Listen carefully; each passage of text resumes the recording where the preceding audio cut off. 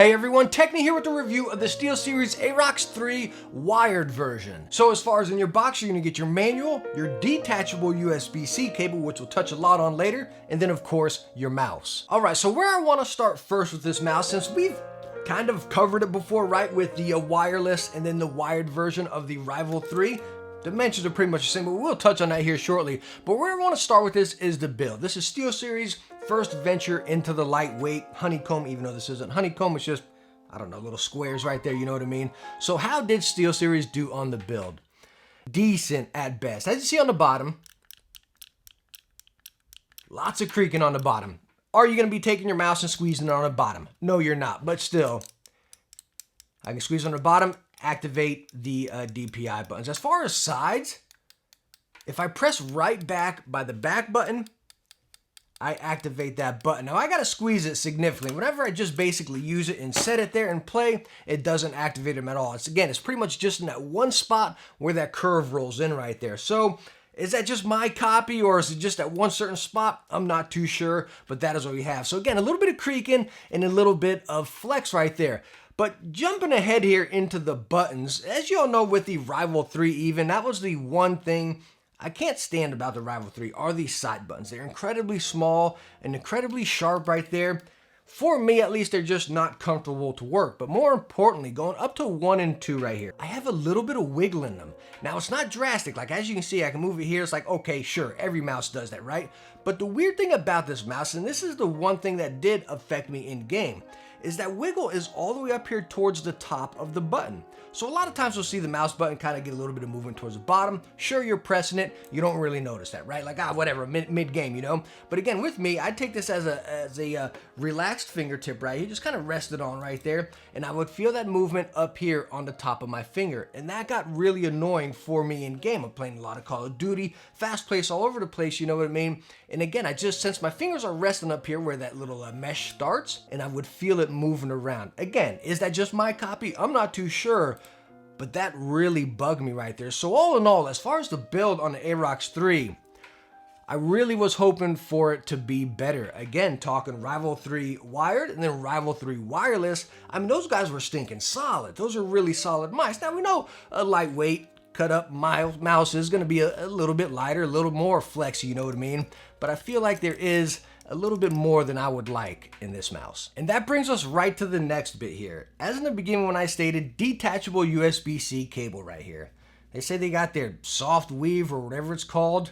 This thing is not soft or flexible. This is a heavy cable. Like, this is like the type of cable you expect to come with like a wireless mouse. And maybe they have this same cable with the wireless mouse, you know what I mean? But as far as a wired one, like sure, detachable USB-C, that's fine, that's cool and everything. It doesn't add a whole bunch of weight. Like you kind of expect it to add a whole bunch of weight up at the top right there, but it really doesn't. You don't get any drag or anything like that. Where you're getting that weight from is this cable. This cable stinks. It is straight up horrible.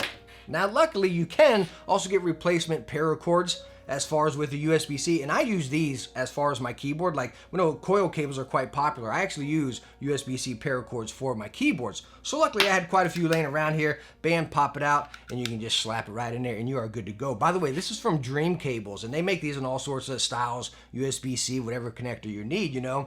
I absolutely love these, and this is what I had to use to make this mouse somewhat enjoyable for me. But again, the cable on this thing this is a no-go, guys. All right, so wow, I didn't mean to start off on a negative foot. I don't want to sound like I'm bashing a mouse here or anything like that. But again, that was my impressions. You all know I take the product out of the box, give it a good old squeezy and everything, you know. And again, I was just a little bit disappointed with this. And then that cable is just, I mean, it's bad, you know what I mean? Again, going up against, I guess I'd say his little brothers, the Rival 3s, you know. But anyways, now that we got that out of the way, the build, if I still have you here, and if you're still sticking through this video, you know what I mean? Let's go and talk about the shape and dimensions. And again, talking Rival 3 wireless, Rival 3 wired, it's the exact same, to a T right here.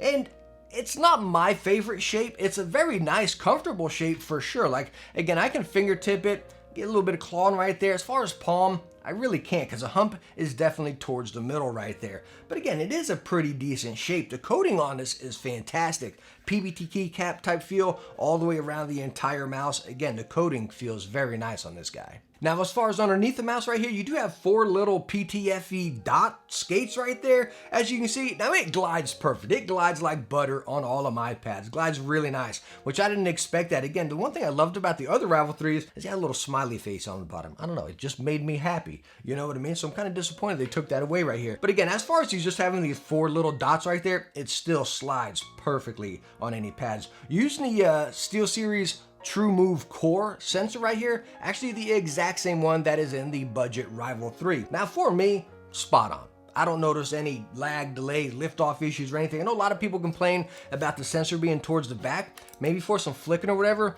Again, as for me, as my gameplay, it doesn't affect me at all and it performs absolutely spot on. Now you also have RGB on this mouse right here, and let me tell you what, this RGB is gorgeous. It looks so good. You got the little ring along the edge right there, then it shines through on the bottom and then up through the top. Hands down, awesome. I'm not an RGB guy, you know what I mean? But this RGB looks so stinking good. And you can also take advantage of the SteelSeries software, dive in there, dabble with your RGB effects, your DPIs, and all your settings right there. But again, as far as this RGB, it's crisp. Now talking about that right there, where I just talked about the software, it's kind of weird. And I'm not too sure if this is user error. Please let me know down in the comments if this is just me right here. But whenever I'd save anything to the mouse right here, not DPI, but as far as RGB, whenever I save the RGB to the mouse in the software, close the software down, like completely close it down, it would go back to rainbow cycle. That's very odd for me with SteelSeries products. One thing I absolutely love about every SteelSeries product is it saves right to the device. Take it out of there, plug it into something else, bam, your settings are right there. I didn't get that with this. Again, even if I saved my settings right there and I close the software down and save my DPI, but it would go back to default RGB with that rainbow effect. You know where we see that a lot with is with Razer products, and I can't stand that with Razer products. You know, like you always need Synapse open. Again, I just don't want an unnecessary program open in the background if I don't need it. So that was a real bummer. Again, is that user error? Please let me know down in the comments if you have this mouse and does it save to it, or do you need the program open? Because again, with the Rival 3 wireless or the Rival 3, it would save to the device, but I couldn't get it to save to this. So all in all, the SteelSeries Aerox 3, I know I just pretty much breezed through this review, but again, it kind of sums it up why I breezed through it. I'm not a big fan of the mouse. I'm just not. I'm not sure where it sits. It's like, okay, you got the Rival 3 wired, the budget one, what is this thing, 30 bucks? I love this mouse. I praised it. I recommended it constantly. 30 bucks, solid, awesome product here. Best mouse ever? No, but for 30 bucks, an awesome product there. And then we jump up to the Rival 3 wireless right here. 50 bucks. Awesome. Again, best mouse ever? No, a little bit tail heavy. I did a review. You can go check them out right there. But I love it. At 50 bucks, I think it's a fantastic value. Coming to the Aerox 3 at, again, 50 bucks. Or is it 60 bucks?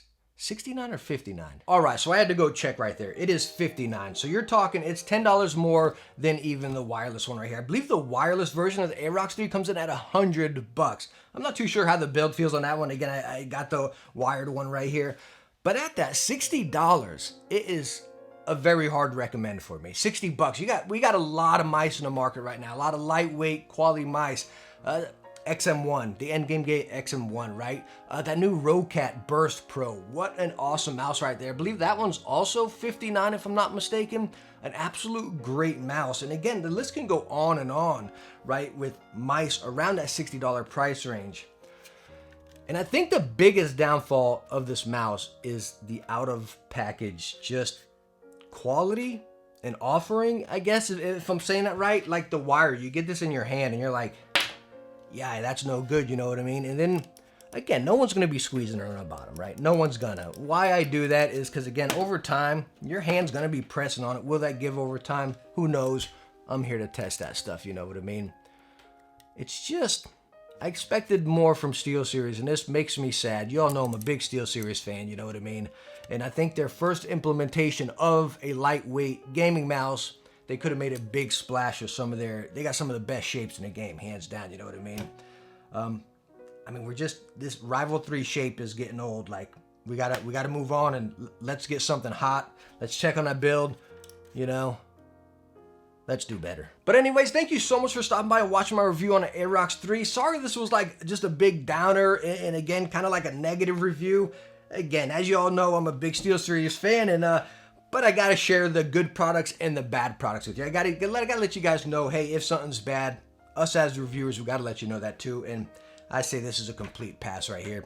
I can't recommend it. But again, thank you so much for stopping by and watching this video. I hope you enjoyed it, and I hope I was able to help you out. If it was, hit that thumbs up and don't forget to subscribe for future tech videos. Hey, I hope to catch you in the next one.